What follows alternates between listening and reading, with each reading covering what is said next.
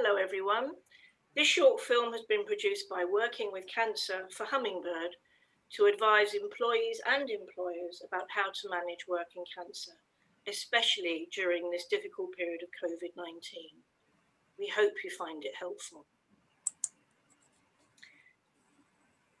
In this film, my colleague Maggie Newton and I will be discussing why returning to work is important for most cancer survivors of working age, the typical challenges that people face when returning to work, especially during the current virus, the legal framework protecting those with cancer and reasonable adjustments, and last but not least, talking about cancer at work. And at the end of the film, we'll have a few top tips for you and information on how to get in touch with Working with Cancer to find out more about our coaching and workshops for managers and employees who are trying to cope with work and cancer. First of all, I just wanted to talk about why work is important to people with cancer. And that's because, in a way, it's just returning to normality. It provides people with a sense of purpose, self-esteem, and confidence. It also helps them earn a living, which is really important.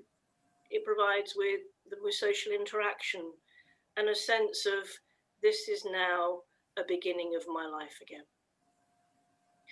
So, Maggie, can you talk to us about what you think are the typical challenges people will face when returning to work and how they might deal with them?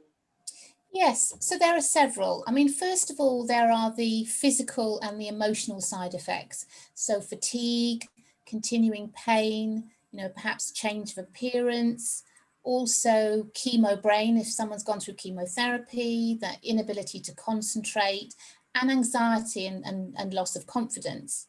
And then when for somebody who is going back to work, for both the employee and the employer, it's all about how you communicate needs, and very often there is a lack of knowledge on both sides.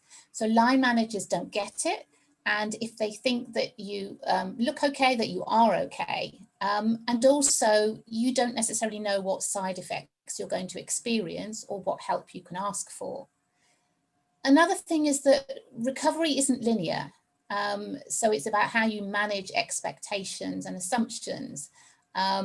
It's not like breaking a bone. The assumption might be that you'll be back to normal in a couple of months, but the reality is that it's one step forward and several steps back, and it can be a year or more before you're feeling anywhere back to what we would call a new normal. And in these current COVID times, it's very likely that you're going to be working from home. So you need to ensure that you implement a gradual and phased return. You start gently and you build up from there. Have plenty of breaks and make sure you're doing work that's not too taxing mentally or physically, especially to start off with. And stay flexible. We can help you and your manager agree a flexible and workable plan. So you'll see our contact details in the end, so you can contact us to find out more. But if you're not working from home and you do have to go into the office, then you need to work with your employer to understand the risks and ensure you stay safe. And we would very clearly say here, follow your doctors and government advice. So, Barbara, question for you now. How are employees protected against discrimination at work? Thanks, Maggie. Well, under the 2010 Equality Act, anyone with cancer is considered disabled for the rest of their life. It's not just during treatment. And they're protected against discrimination right from the point of diagnosis, right through all the aspects of their employment. So it covers everything from recruitment, training, development, promotion, leaving the company or the organization, and references too. And you're protected right from the first day of employment as well. So there's no kind of waiting period. The really important part of the legislation is it doesn't just protect you, but it allows you to request and receive something called reasonable adjustments. Now, what they are things like a phased return to work, or home working, or reduced hours, time off for medical appointments. And in the light of COVID, it's really important to understand that you still have the right to ask for those adjustments, and it's important to ask for them. I think what COVID's shown is that flexible working, particularly from home, is very easy to be accommodated in many organisations, and you shouldn't hesitate to ask for those as soon as you kind of know you're coming back to work. So for more information, either contact us about those or don't hesitate to order our best practice guides from our website. Thank you, Barbara. And another question. So when should you tell your employer about your cancer? Yeah, it's quite a big issue for many people with cancer, because they'll say, well, do I have to tell my employer? And the answer is actually no.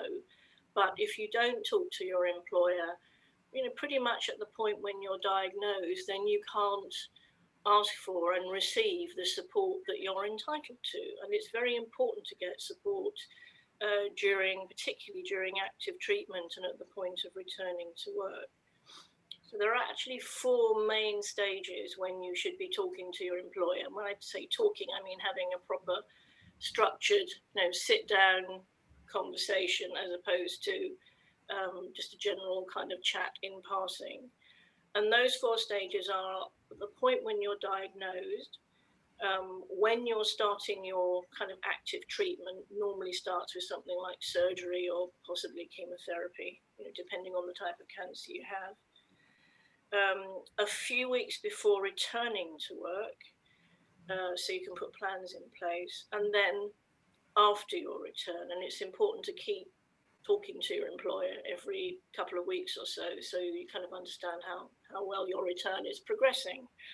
And the things that you're discussing really at each of those stages are, what's happening to you in terms of your treatment, what you want people to know, whether you want to continue or can continue working, whether you need to have more adjustments or fewer adjustments, and so forth. But those 4 points are very important to remember.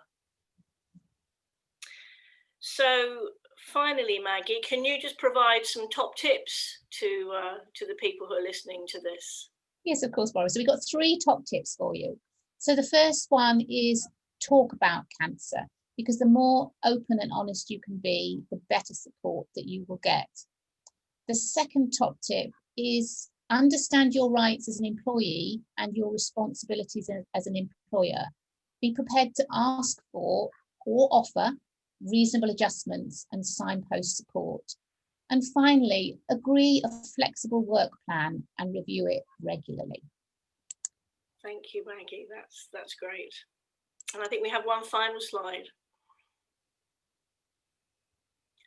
So do get in touch with us at Working with Cancer if you have any more information you need, and you can download from our website our best practice guides and our career coaching workbook. Thank you very much.